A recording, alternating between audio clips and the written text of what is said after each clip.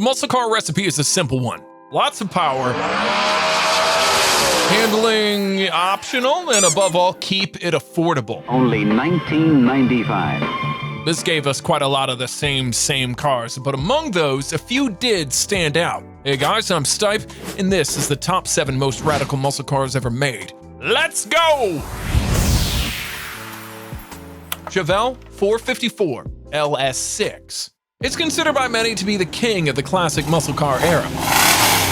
Not the Cobra Jetlag Mustang, not the Hemi Cuda, or even the Charger 500. This, and it came out of nowhere. Oh yeah! For a long time, GM had this stupid internal rule against putting engines over 400 cubic inches in their mid-sized cars, like the Chevelle. The 396 was the top dog, and don't get me wrong, it wasn't exactly an old granny, but seeing how the muscle car era was coming to an end, GM thought, what the hell, let's go out with the biggest bang that we have, the tuned to the max 454. Dubbed the LS6, it officially produced the record-setting 450 horses and 500 twerks, which made the Super Chevelle the most powerful muscle car that you could just walk in and buy. Also, because it did a quarter mile in just 13.1 seconds, it was the quickest one too. There was more. The design went from sharp and sleek to big and blunt. Inside there were some nice bucket seats, and underneath, an upgraded suspension too. But my absolute favorite little detail is this hood flap, which lets in more cool air when you floor it. The king of muscle lasted for just 1 year, because starting in 1971, there'd be some new stricter emission regulations that would suffocate the mighty LS6. So Chevy just stopped offering it. Oh well, you know what they say. Better to go out when you're on top than to stick around and see yourself turn into a Mustang King Cobra. Look at me, I'm a snake. Buick GNX. During the latter half of the 1970s, the muscle cars were dead. Those emissions regulations combined with higher fuel prices and insurance rates have turned this into that. And it wasn't much better a decade later either. Sure, the hair was big, but the power, around 160 horses was the norm, as were the 0 to 60 times that took longer than it took me to come out of the womb.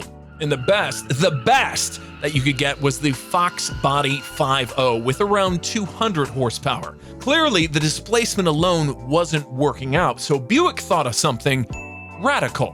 What if, for our badass muscle car, we use a V6, but with a turbo? I'll allow it. The Grand National Experimental was the result, and here's all you need to know about it. This Buick was the fastest accelerating car you could buy in 1987, faster than the Corvette, than the Porsche 911, and even the Countach. It was the demon of its time, so naturally everybody wanted one, but there was a problem. Only 547 were made, so some dealers outright refused to sell theirs and instead kept them for themselves. Others asked ridiculous premiums on top of the base price. It was chaos. And then there was GM, the owner of the Buick brand. Corvette was their darling, and now suddenly this Darth Vader-looking V6 having brick-shaped Buick was shitting all over it. Nuh-uh, we can't have that. So they limited its top speed and lied about how much power it makes. Dyno says it's 300, so take that, Corvette! Mustang GTD. After years and decades of smug Europeans laughing at our muscle cars, cracking jokes about how they can't even take a corner, which by the way isn't true anymore, Ford decided that enough is enough. Guess what, you socialist? We're coming over. Your turf, your track, and then we're seeing who's laughing last. And What the fuck is a kilometer? anyway, this is what we're fighting back with. The Mustang GTD. And for all you Volkswagen fans out there, no, it's not a diesel. What it is wide body. Roid Rage, hardly a muscle car anymore, developed a run around the Nürburgring faster than the GT3 RS or the Mercedes GT Black Series. That can make it the fastest road legal car in the world that isn't an F1 powered hypercar. To do so, this GTD received quite a number of upgrades over the Vegas rental version. Carbon fiber body, carbon fiber prop shaft leading to a sequential dual clutch 8-speed at the back for better weight distribution. Also, the titanium exhaust was made from recycled F-22 fighter jets, which is just freaking cool, and a big top mounted wing with the DRS. Not much smaller are these gigantic cheese graters that alleviate the pressure around the wheels. Those are magnesium, by the way, and are connected to the car with the same kind of inboard racing suspension that's found in the GT supercar. Same tires too, only wider. Like your mama! Power over 800 from this supercharged 5.2-liter V8 with a cross plane. That means proper muscle roar. There's just one bad thing. It starts at $300,000. Still worth it though. Plymouth Superbird. I hate to be talking about the Charger Daytona again, but without it, there'd be no Superbird. So here's a quick recap. The old Charger wasn't doing so well at NASCAR due to being very unaerodynamic, so Dodge hired an actual rocket frickin' scientist to solve the problem. His solution? It needs to be pointy. And guess what? It worked! Seeing how this new Aerocharger was running laps around everyone, Plymouth wanted to do the same thing with their new Roadrunner too, which was okay since both Dodge and Plymouth were parts of the whole Chrysler Corporation. And also, Plymouth really wanted to lure back their star racing driver, Richard Petty. That worked too, superbly. But enough about NASCAR. Let's talk about the street version, on which the Petty's Blue Racer was based. Like the Daytona, it also had the rocket science nose, the wing, the front splitter, and these fender scoops, but all slightly tweaked. At the time, the Dodge was so radically different that most people considered it too ugly. Oh! Ew! Dude! What the fuck? So Plymouth really tried hard to beautify theirs, even if it would make it slightly less aero-efficient. The nose grille was pushed below the edge. The wing had a bit more of an angle, and the black mascara around the headlights, plus the black vinyl roof, was put there to break up the otherwise never-ending body of the same color. That also worked. Not!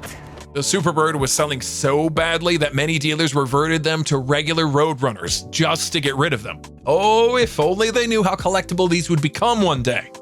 Well, shit. Dodge Demon. But despite all the rocket science this and Nürburgring that, the core of every muscle car, I'm sure you agree, is how fast it can go down a short straight. Weirdly, during the modern muscle era, only Dodge really seems to care about this, and only they dared to make something like the Demon, a road-legal dragster.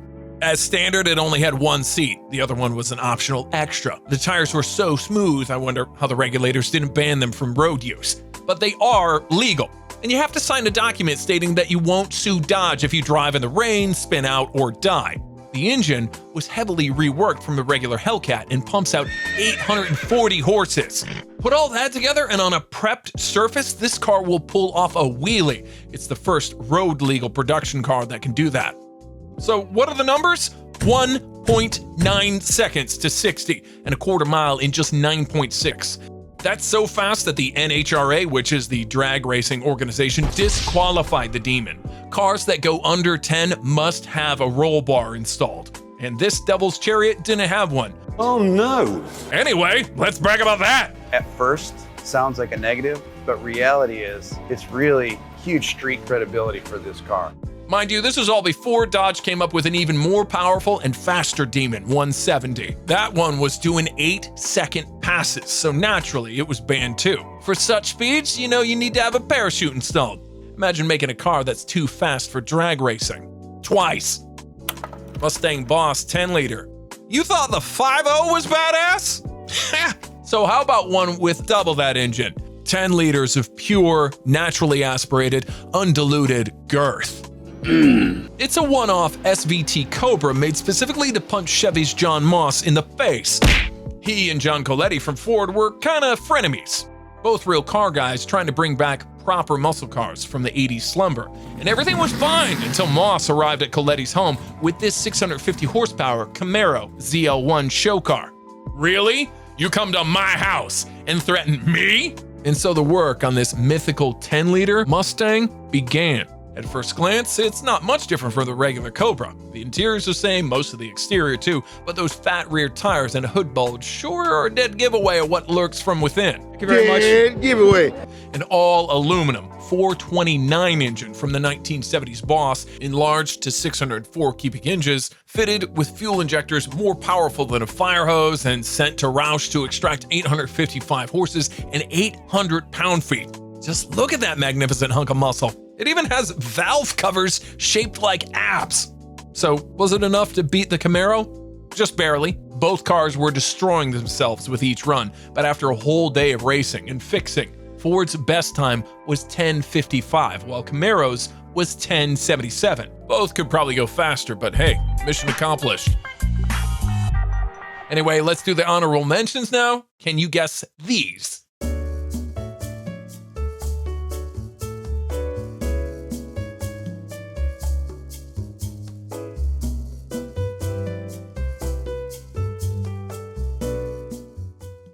And at number 1, Cobra Super Snake. This was Carroll Shelby's own personal car, and it was, as he described it, a Cobra to end all Cobras. The others, however, described it as the most dangerous car ever made. I'm not making this up. Russian roulette is safer. The SS here started as one of only 23 competition models, which already had way too much power for the chassis. But then, just to give you an idea what kind of nutcase Shelby was, he decided to supercharge it with not one, but 2 blowers. Result? 800 horsepower. 800 in 1966, and in a body that weighs next to nothing. Nothing was also what it had in terms of safety features. No bumpers, no seat belts, nothing protecting your legs from those hot side exhausts. And then you can only imagine what happens if you hit someone. Those chromed fans would turn a poor guy into paste. And as for speed, ooh, it was terrifying. 0 to 60 in a little over 3 seconds and around 200 miles per hour top speed. Yeah, okay, the seatbelts would have been useless anyway. But the Super Snake wasn't a one-off. The second one was made for Bill Cosby, of all people. You know, you look at that face and you never think, yeah, that's a car guy. And something else. Anyway, the car scared the shit out of Cosby, who promptly sold it to some other rich rando. That guy drove off a cliff and into an ocean, killing himself and the car in the process. Which means 1 in 2 Super Snakes means death, compared to 1 in 6 pistol chambers. Told you that Russian roulette is safer. Anyway, that's all I have to say about this topic. Go watch something else now, and I'll see you in the next one. Cut!